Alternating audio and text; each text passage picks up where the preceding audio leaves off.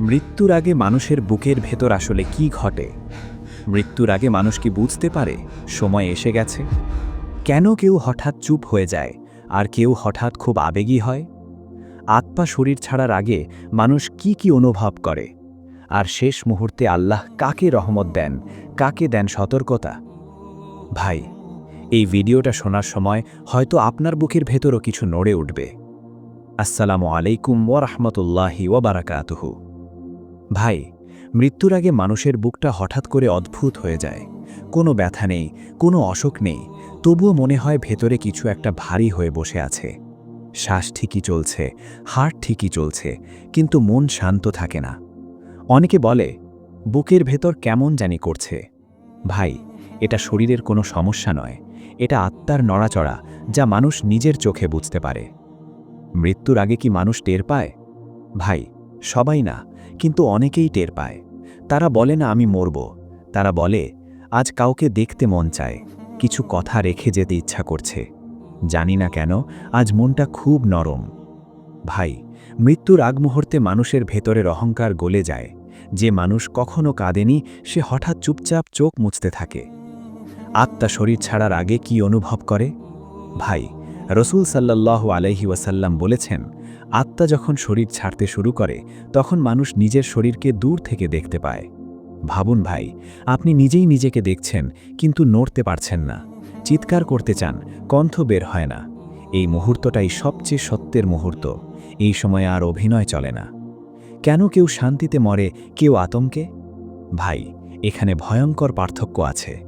যে মানুষ আল্লাহকে স্মরণ করেছে তার জন্য এই মুহূর্ত শান্ত, আর যে মানুষ গাফেল ছিল তার জন্য এই মুহূর্ত ভয়ঙ্কর। কেউ বলে আমি আলো দেখছি, কেউ আবার বলে আমাকে ছেড়ে দাও। এই পার্থক্য তৈরি হয় জীবনের আমল থেকে। ভাই, মৃত্যুর আগে দুনিয়াটা হঠাৎ ছোট হয়ে যায়। টাকা, পদ, ক্ষমতা সব কিছু মনে হয় অপ্রয়োজনীয়। যেটা থাকে সেটা হলো অনুশোচনা, হিসাবের ভয়, আর একটু সময় পাওয়ার আশা। কিন্তু ভাই, সময় তখন আর থাকে না। আল্লাহ কাকে সংকেত দেন? ভাই, আল্লাহ সবার সাথে একরকম ব্যবহার করেন না। যার অন্তর এখনও জীবিত, আল্লাহ তাকে আগেই নাড়া দেন, মন কাঁপায়, চোখ ভিজিয়ে দেন, ঘুম কেড়ে নেন।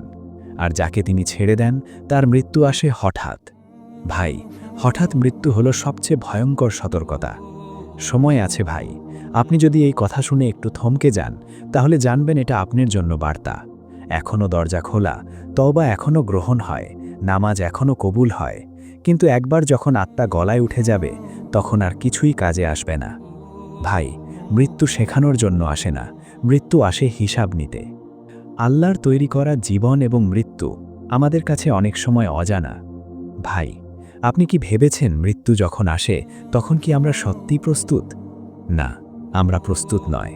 আমরা ব্যস্ত আছি দুনিয়ার জায়গা, দুনিয়ার পদ, দুনিয়ার ক্ষমতার জন্য। কিন্তু মৃত্যু আসে একেবারে হঠাৎ। এক মুহূর্তে সব বন্ধ হয়ে যায়।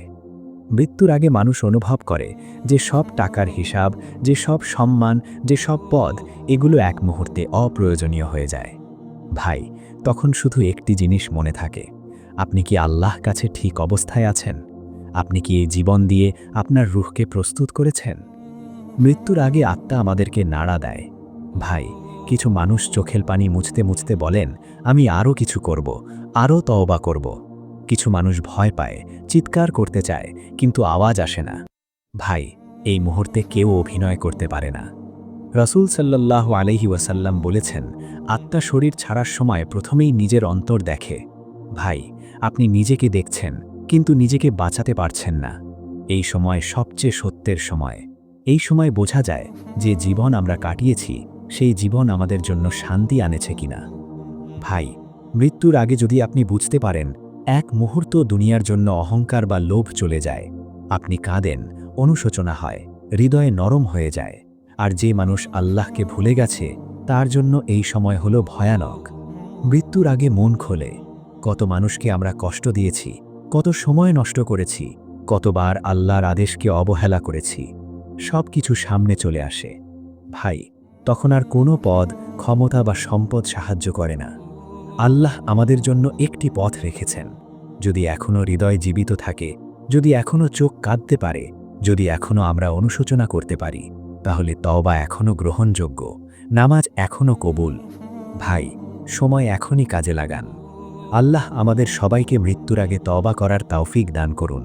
আমাদের চোখকে কান্নার জন্য জীবিত রাখুন, আমাদের হৃদয়কে আল্লাহর স্মরণে নরম করুন, আর আমাদের শেষ মুহূর্ত শান্তির হোক। আমিন। আসসালামু আলাইকুম ওয়া রাহমাতুল্লাহি ওয়া বারাকাতুহু।